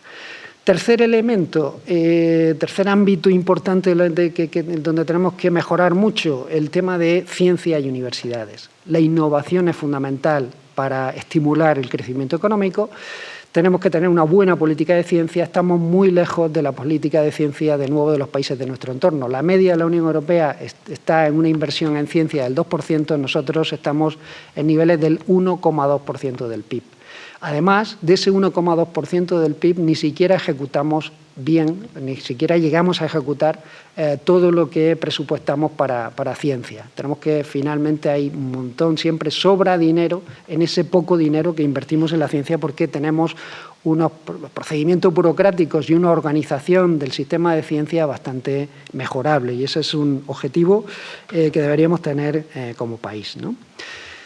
A este tipo de estos 3 ámbitos se suman también 4 grandes retos que ya tenemos aquí, que compartimos con la sociedad de nuestro entorno, y que son muy preocupantes, y que tenemos que tener una política que se enfrente con ellos, porque también genera no solo problemas de debilidad en el crecimiento económico, sino también enormes problemas de desigualdad y de falta de cohesión social. El tema de la revolución tecnológica, los cambios en las tecnologías, los cambios sociales, económicos, empresariales, sobre el mercado de trabajo que produce el cambio tecnológico enormemente acelerado que ya estamos viviendo y que tampoco tenemos la manera adecuada de enfrentarnos a esa revolución tecnológica y además de proteger a quienes más perjudican todo este tipo de cambios. No tenemos unas políticas bien diseñadas para eso. La transición ecológica, la descarbonización tiene también efectos muy negativos en el corto plazo, efectos sociales muy negativos. Va a castigar más, lo hemos visto con los chalecos amarillos en Francia, con la subida del precio del gasoil, va a castigar más a los sectores, además los sectores siempre más expuestos, más desprotegidos, pues tenemos que introducir todo este tipo de transiciones verdes, pero protegiendo a quien más se va a ver afectado por este tipo de cambios. El tema de la igualdad de hombres y mujeres, las brechas salariales, el tema de brechas salariales que se producen fundamentalmente por la maternidad y porque el cuidado de los hijos sigue siendo una tarea que nuestras familias siguen encomendando básicamente a las mujeres y por tanto ahí tenemos que hacer un reparto más equitativo de esas tareas de cuidado de nuestros hijos para precisamente evitar este tipo de brechas y de desigualdades entre hombres y mujeres. Cuarto reto en este sentido, mejorar nuestras políticas sociales, adelantarnos a todos estos efectos negativos y hacer que nuestras políticas sociales tengan un impacto real sobre la vida de la gente. Esto que hablábamos antes del ingreso mínimo vital y de cómo no llega a mucha gente que verdaderamente lo necesita por el mal funcionamiento de nuestra gestión pública, de nuestra gestión administrativa. Bueno, necesitamos lo que Carlos Victoria llama políticas predistributivas para enfrentarnos, para tener políticas sociales mejores. ¿Qué significa esto? Tener mejores niveles de educación, tener una mejor política de educación es la mejor palanca, la mejor red de protección social que podemos tener es invertir en tener una educación en condiciones y mejorar los niveles de competencia, que los mercados realmente funcionen como mercados que generan competencia precisamente para asegurar que los precios de los bienes que necesitamos no estén en un nivel que hagan que bienes de primera necesidad pues sean poco accesibles para muchas familias, ¿no? Y la última parte de este capítulo habla de las reformas transversales, es decir, además de estos tres ámbitos de empleo, educación, ciencia y universidades, estos cuatro retos, revolución tecnológica, transición ecológica, igualdad de hombres y mujeres y políticas sociales, es importante también el tema de reformas que también están ahí, que hacían falta desde hace mucho tiempo y que tampoco hemos afrontado. El tema de una reforma de la fiscalidad, que incluye incluso también la reflexión sobre si jugar con las políticas de fiscalidad a la hora de incentivar los cambios en el proceso de transición energética, pero con cuidado de no dañar a los sectores sociales más expuestos. El tema de la evaluación de las políticas públicas es uno de los ámbitos también olvidados en España. ¿Para qué estamos gastando dinero público en determinadas políticas si no sabemos el impacto que tienen? No nos molestamos en medir si realmente consiguen los objetivos que nos proponemos. Y seguimos gastando dinero muchas veces cuando sabemos o sospechamos que no tienen realmente el impacto que sospechábamos que iba a tener. Bueno, necesitamos medir el impacto de nuestras políticas y saber con qué políticas tenemos que seguir contando y qué políticas tenemos que sustituir. Y muy importante también el tema del papel de los órganos supervisores y reguladores. Juegan un papel fundamental para que nuestros mercados funcionen en condiciones. Y de nuevo tenemos muchos de estos órganos de supervisión, muchos de estos órganos de regulación que no tienen el diseño adecuado para garantizar su nivel de profesionalidad y su nivel de independencia. Sin profesionalidad y sin independencia de estos órganos supervisores y reguladores, nuestra economía no va a ser tan competitiva y no va a funcionar tan bien como lo que necesitamos hoy día. Pues esto es un poco el resumen, no sé si apresurado, del informe, ¿no? Son los 3 capítulos que tiene el informe, que digo, eso, está hecho con una parte de hacer este diagnóstico de lo que ha supuesto la situación del COVID, pero también de intentar hacer propuestas. Algunas de estas propuestas son un poco más genéricas, algunas entran un poco más en el nivel de detalle.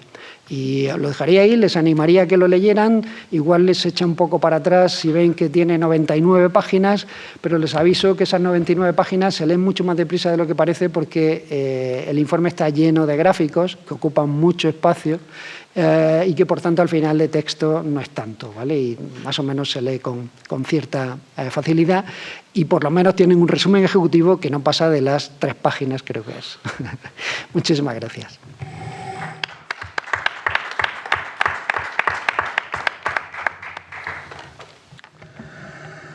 Bueno, pues ahora creo que disponemos hasta las 9 de la noche, me parece.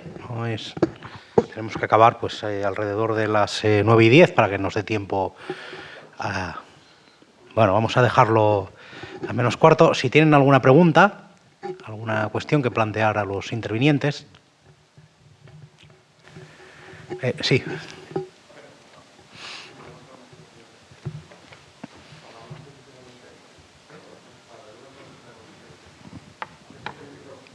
Vale. ¿Se me oye bien así? Bien. Bueno, la primera de las preguntas, bueno, en primer lugar, bueno, como yo creo que es de rigor, felicitaros a ambos por vuestras exposiciones, ¿no?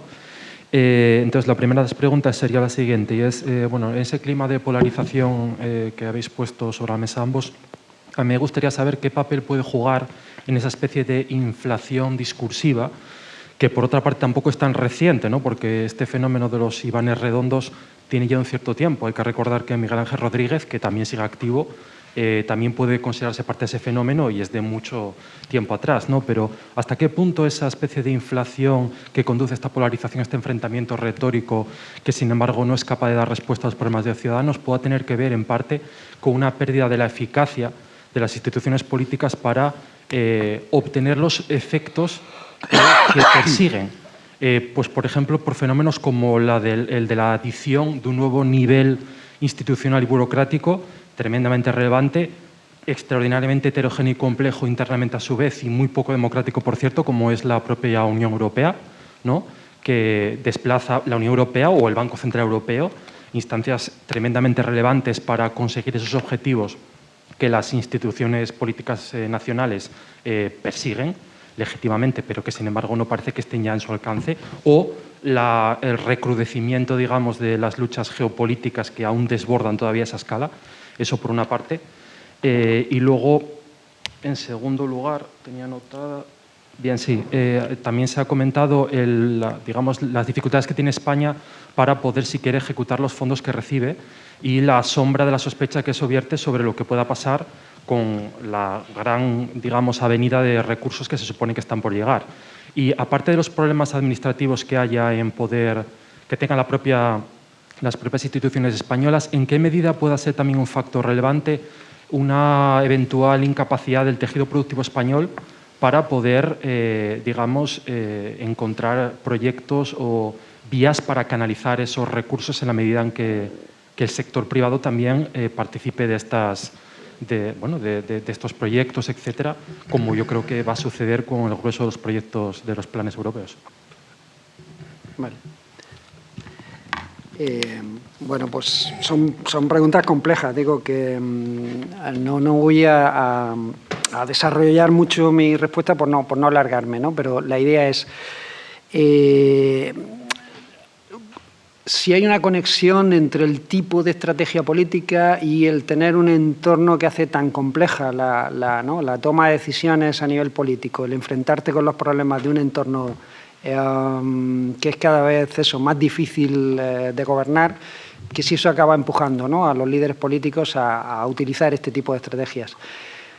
Seguramente, claro, es mucho más fácil si uno centra su gestión política en resolver problemas, digamos que es más fácil detectar cuándo se está equivocando, ¿no? Cuando uno mete la pata. Sin embargo, cuando planteas tu gestión política sobre la base de agitar determinadas emociones o determinadas identidades, ahí es más difícil medir qué impacto, ¿no?, está teniendo tu política, porque realmente tu impacto es, solo estás buscando la movilización, no estás buscando resolver problemas que comparte la sociedad, ¿no? El problema es que en el largo plazo los problemas que no resuelves se te van amontonando, se te van agravando y la situación cada vez se hace más difícil, ¿no? ¿Esto ha empujado a los líderes políticos? Probablemente sea uno de los factores. No creo que sea el único. Yo creo que tenemos también un problema ahí de deterioro de nuestra clase política. Por efecto, lo apuntaba un poco en mi exposición, de manera un poco apresurada, pero creo que tiene que ver también con la deriva de nuestras organizaciones de partido, ¿no? Con el tipo de partidos, o sea, el tipo de partido que estamos... ¿En qué se están transformando nuestros partidos políticos, ¿no? Todos los partidos han llevado una deriva a eso que, bueno, en ciencia política llamamos cesarista, ¿no? Donde cada vez le damos más, cada vez tiene más capacidad de maniobra y de decisión el líder del partido frente a los cuadros, que además es que pues, cada vez hay menos vida interna en los partidos, en ese sentido. Con procesos de selección adversa que hace eso, que quien triunfa en la vida orgánica del partido sean probablemente la gente menos prometedora o menos adecuada o menos idónea, ¿no? Yo creo que hay esos factores. Pero te compro la idea de que efectivamente el ámbito, el contexto mundial en el que tienes que lidiar con todo este tipo de problemas tan complejos puede empujar a esto. Sin embargo, no sé, yo lo veo un poco con una metáfora, ¿no? Tenemos un mar muy agitado, donde cada país sería un barco, ¿no? Los barcos están ahí un poco navegando a la deriva en un mar muy complicado, pero no todos los barcos son iguales. Me fijaría en eso. Es decir, hay barcos que han hecho las reparaciones internas necesarias para tratar de aguantar mejor en un mar agitado, porque no todos los países están teniendo el mismo nivel de rendimiento en las mismas condiciones mundiales, europeas, como quieras. No todos están atravesando esa tempestad de la misma manera. Y hay barcos que se han dejado. Hay barcos que hacen aguas y no nos hemos parado en tapar esos agujeros, en modernizar los motores del barco. No estamos haciendo ese tipo de reformas desde hace mucho tiempo. Yo creo que esa es la diferencia, ¿no? Y es un poco lo que yo llamaría la atención. La tempestad es igual para todos, pero los barcos no son iguales para todos y debemos hacer un esfuerzo por reforzar nuestro barco, incluso aunque vivamos en una tempestad como la que vivimos, y la prueba está en eso, en que esto es posible porque no todos los barcos están funcionando igual. Y no hay que mirar solo a los escandinavos o a la Europa del Norte, ¿no? Los holandeses, los alemanes.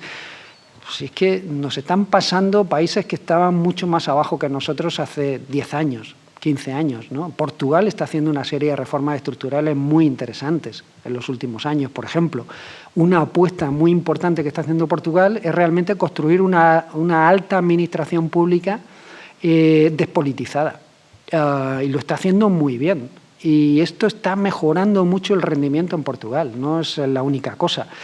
Grecia últimamente también lo viene haciendo. Bueno, yo creo que aunque estemos en una tempestad, tenemos un cierto margen de maniobra de mejora, pero ni siquiera está en el debate ese tipo de cosas. Y evidentemente tiene razón en que esto de la polarización y tal no es de ahora, viene de más atrás. Yo te diría más, yo pondría el origen de esto en váyase señor González, ¿vale? Esa estrategia de Aznar es un poco la que inaugura el clima de conflicto entre los principales partidos, cada vez la dificultad creciente en llegar a acuerdos, en llegar a consensos entre ellos, que luego no tienen ningún problema en llegar a los consensos a los que no deberían llegar, ¿no? Como hemos visto ahora con la renovación del Tribunal Constitucional y demás.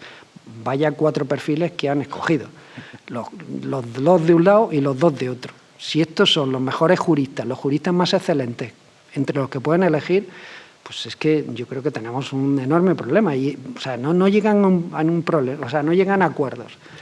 no llegan a acuerdos en la pandemia y llegan a un acuerdo como este, pues es que evidentemente esto no es un problema de que tengamos fuerzas antisistema, de que tengamos partidos populistas, es un problema de que las fuerzas, digamos, en fin, de traición constitucionalista y tal, son las primeras que no se toman en serio las obligaciones de cumplir con la Constitución de verdad, ¿no? Con lo que exige vivir en una democracia liberal con contrapesos que tienen que ejercer su labor de contrapeso con la suficiente independencia y con la suficiente competencia. Y bueno, es un ejemplo en ese sentido. El tema de los fondos europeos. Efectivamente es un antecedente preocupante. ¿Qué se ha hecho? Se ha hecho un Real Decreto, obviamente, otro Real Decreto, el Real Decreto 30, si no recuerdo mal, ¿no? El de diciembre de 2020, del 31 de diciembre, Nochevieja, de 2020, donde se hace, aquí ahora hemos hecho dual nuestra administración pública. Aquellas unidades de la administración pública que van a gestionar los proyectos de los fondos Next Generation y tal, van a funcionar con unas reglas distintas al resto de la administración pública. Hombre, hemos tenido una oportunidad enorme para realmente plantear una reforma estructural de la administración y hacemos esto, una tarea de apaño, una faena de aliño que nos va a salir, vamos, tiene pinta de que no nos va a salir muy allá. Me dices, ¿tiene algo que ver también nuestro tejido productivo? Sí, seguramente. Digo, no tenemos un tejido productivo. Hay de todo, evidentemente. Es un tejido muy complejo. Pero tenemos problemas también con el tipo de empresas que tenemos en la mayoría de ellas. Vale, la mayoría de ellas y tal.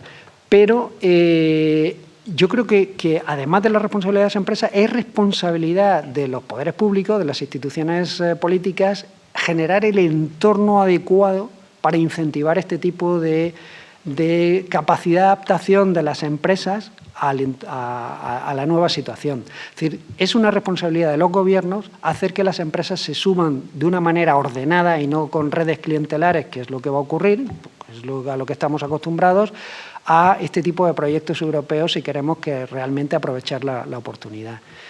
A mí me preocupa, a mí sinceramente me preocupa. Dudo que por los antecedentes y por lo que se ha hecho hasta el momento, dudo que vayamos a sacarle el rendimiento que haría falta para crear esto que decimos de una recuperación resiliente y tal y cual. Tengo muchas dudas al respecto, lamentablemente. Me gustaría decirte otra cosa. Si quiere, Prendes, decir algo rápidamente. No, yo lo único en ese tema del tejido productivo y la selección de proyectos, yo creo que tenemos, aparte de lo que ha dicho Fernando, tenemos un problema de selección de proyectos porque yo creo que se va a atender a aquellas empresas, a aquellos grandes emporios más consolidados, ¿no? A mí me gustaría que eso sirviese para descender un poco más abajo al tejido empresarial más básico, más esencial. Pero claro, eso está incentivado desde el propio cabeza del gobierno. Quiero recordar que el primer PERTE, que son esos proyectos estratégicos, impulsores y demás, el primer PERTE lo anunció el presidente del Gobierno sin que supiésemos ni siquiera cuál había sido el proceso de toma de decisiones de selección de proyectos, ¿no? El proceso de selección de los proyectos que van a recibir ese impulso importante de fondos de la Unión Europea es absolutamente desconocido. No sabemos quién está, quién los elige, quién decide. Y es tan desconocido como que, vuelvo a decir, el primer PERTE lo anunció el presidente del Gobierno en Barcelona, hablando de una fábrica de instalación de coches eléctricos en un sitio cuando había varios proyectos con competencia en el ámbito nacional distintos que ese día, y por decisión directa del presidente, se enteraron de que habían sido rechazados, ¿no? Entonces hay un modelo de selección que se une a esa deriva cesarista que en todos los ámbitos de toma de decisiones se está acordando. O sea, no es nada extraño que pasen esas cosas, ¿no? Un país que está acostumbrado, como decíamos antes, a ser gobernado por decreto ley, con 49 decretos leyes, y que muchos seguramente tenían justificación en la excepcionalidad y urgente necesidad, pero otros no. O un país donde cuando se renuncia a algo tan básico por parte del Parlamento, como es el control del Gobierno, en un momento de crisis, donde los mecanismos de control parlamentario se extreman, se deben de apurar aún más y llevarlos con rigor, pero es el propio Parlamento, quiero recordar, el Congreso de los Diputados, el que renunció, haciéndose el harakiri, a cumplir una función esencial. Votaron a favor 194 diputados y 99 se pusieron de perfil. Entonces, tenemos las dudas que dice Fernando, yo también las comparto y creo que son justificadas, ¿no?, con todo esto. Muchas gracias a los dos intervinientes.